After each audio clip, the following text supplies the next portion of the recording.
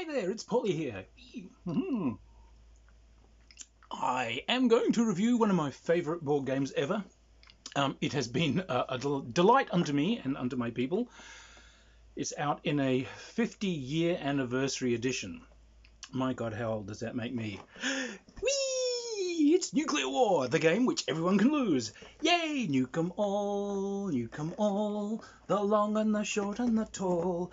Nuke all the priests and nuke all the nuns, nuke all the widows and all of their sons, etc. Okay, this little piece of genius, yes, it has been around for 50 years. The anniversary, yes, they've reprinted it, and this thing's still going strong. Now, there are supplemental games and so on that you can get that add in, but this box, has everything you need to play. Nuclear proliferation and so on are things you can get to add to it. But this, fantastic. This is kind of the ultimate beer and pretzels game.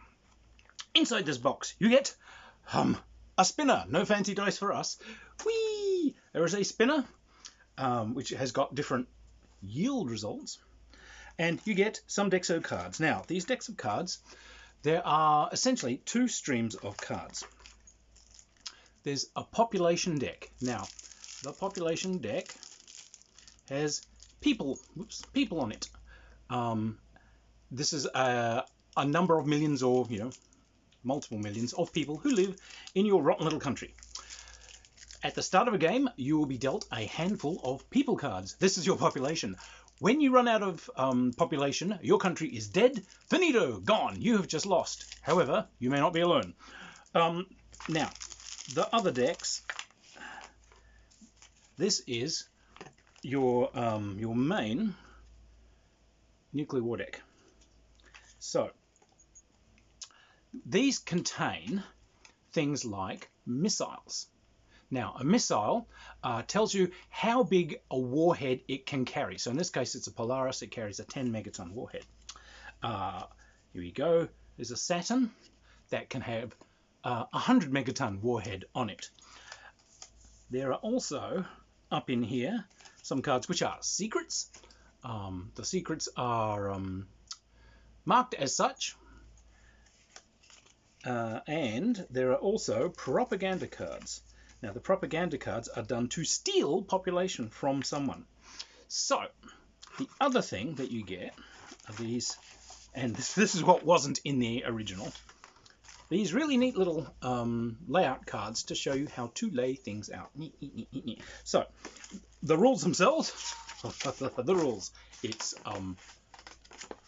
like that. Some of which is actual adverts for more Flying Buffalo stuff. So 3 pages, maybe.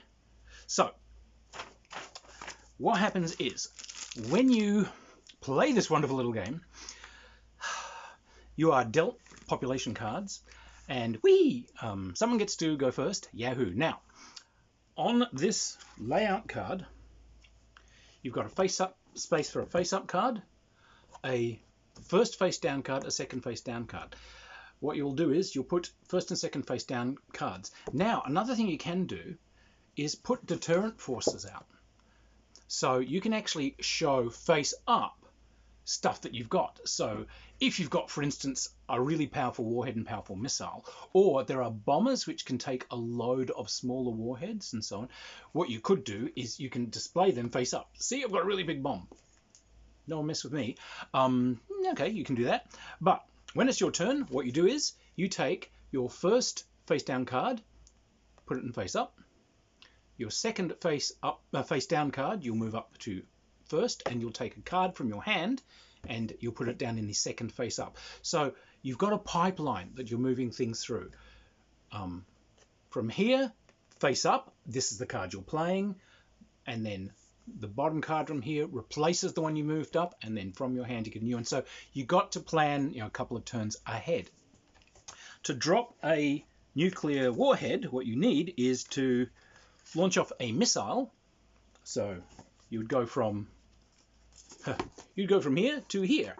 Oh, he's got something in the air. Now, this doesn't necessarily mean disaster, by the way, because very often someone doesn't have any warheads, so his next card might just be propaganda. Sharing leaflets.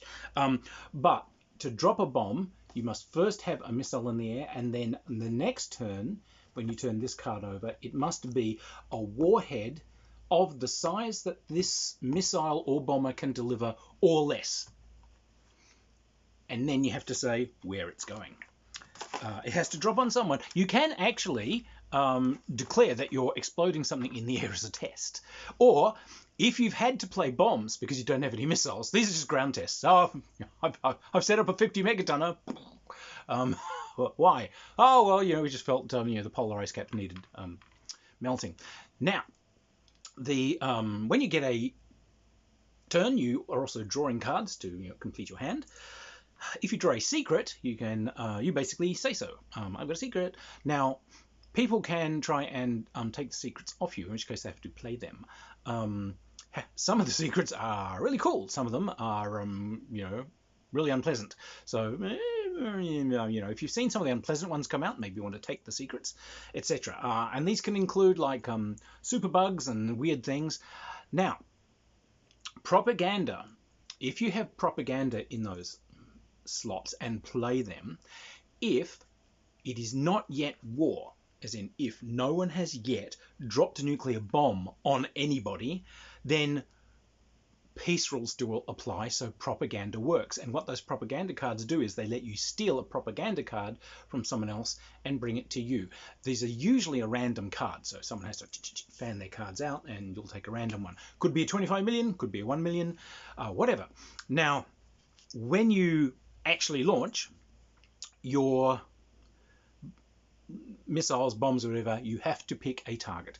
Now, these missiles, when you say, yay, yes, I'm attacking that player there, they've got a base number of people that that warhead will kill, but you get to spin the spinner, yay! And this will give you some cool stuff, such as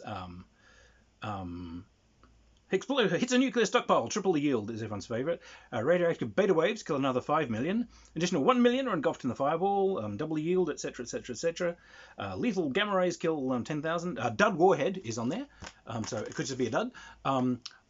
But now, if you've launched a 100 megatonner and you get, I think it's triple the yield, then you split the Earth's core and everybody dies. Like, that's it, game's over.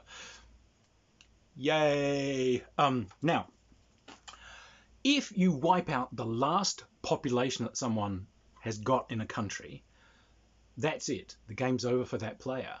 But you only lose the game if someone else wins it.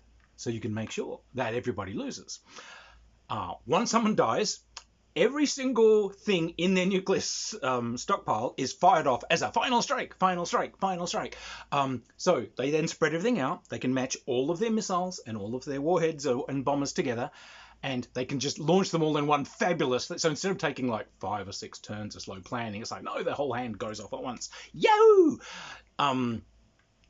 Now, this can shower down on someone, and it can wipe someone out. Now, if that person is wiped out by the final strike, they get a final strike. Well, there's no point final striking the person that fired at you because they're already dead. So you tend to pick someone else that looks like they might be a little bit weak and might be able to be wiped out by a final strike, because as long as nobody wins, nobody lost. So you get this thing where everyone's like, okay, Tim kills Tony, yahoo! Tony kills Rory, Rory kills Damien, Damien kills Paul, and maybe you'll get one person staggering out of there, like, well, hey, I've got 1 million people left. Yay, I win! Yes, the Earth's destroyed and there's only 1 million people left, but you won! Well done! This was actually... we brought this game out at university, actually, because we actually did courses in nuclear war, and we brought this out to basically show how nuclear war is actually run, because this is actually a splendid demonstration of MAD, mutually assured destruction, and deterrence, and the whole kit and caboodle, and as the essential fantastic futility of deciding to fight a conflict by throwing megadeth weapons at people. It's like, You don't win that one, folks. There are some splendid little cards. Some of them allow you to basically reanimate some of your undead as zombies and increase your population. There is the dreaded superbug. Much loved in the game art, which runs around. This thing will, some of these things that you'll get a plague germ and you'll get it and it kill population, but in your turn, you can pass it on to someone and it either goes like clockwise or counterclockwise depending on whoever first releases it. And so this thing keeps running around the place and killing people. It will only die out if you do a final strike or something. If the nation that's got the dreaded superbug is erased, that erases the superbug. So that's another, oh my god, the superbug's going to hit this guy. Everyone might start firing at that person to try and, you know, wipe them out. And, oh, see, we did that to cleanse the world of the superbug. This is great. The fantastic game. Fantastic. So this new version, they've updated the artwork. It's a bit snazzier than the original. The cards are definitely way tougher. The cards from my old version had an awful lot of, you know, love, and were very crinkled. Look, if you already had it, oh yay, there it is. If you already had this game, it might be worth getting this one as a kind of your old one will be suffering. It has been around for 50 years, after all. Yeah, it is tougher. It is better produced than previous versions. It's the same game, though, in all its glorious, glorious insanity. 50 years. So it's funny. It's like the technology mentioned in here is kind of a little bit, I guess, dated to us, like Saturn missiles and Polaris. But then most people today have no idea what launches missiles anyway, so who gives a damn? And it is uproarious fun. It's a great beer and pretzels. Beer and petrol. Try it. No, beer and pretzels game. It is something that we often would play, particularly at role-playing game groups. You know, while you're waiting for that last person to arrive, watch the watch or whatever, you can just pull this out and like a game of this can be pretty short. Yes, we made many chants and our own our own cheerleading squad. Iron Age, Bronze Age, Stone Age man, Nukem back, bam, bam, bam, way back, etc. Which was performed in university halls, much to the annoyance of the actual people teaching serious courses about nuclear war. Anyway, look, check this thing out. Get hold of it. You can get this on like it's sold on Amazon and so on. You can just like order it, and good game stores will have it. This is Flying Buffalo's piece de resistance.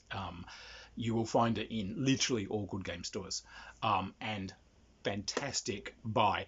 You can teach to someone in 4 seconds, and everyone is laughing. Even getting completely wiped out is hilarious because, you know, everyone's spinning the spinner and, you know, things are popping off left, right, and center, and dud warheads going everywhere, and runaway warheads hitting the next guy on the left, etc. Mayhem, absolute mayhem. A fantastic game, an enduring game, an enduringly good piece of games design.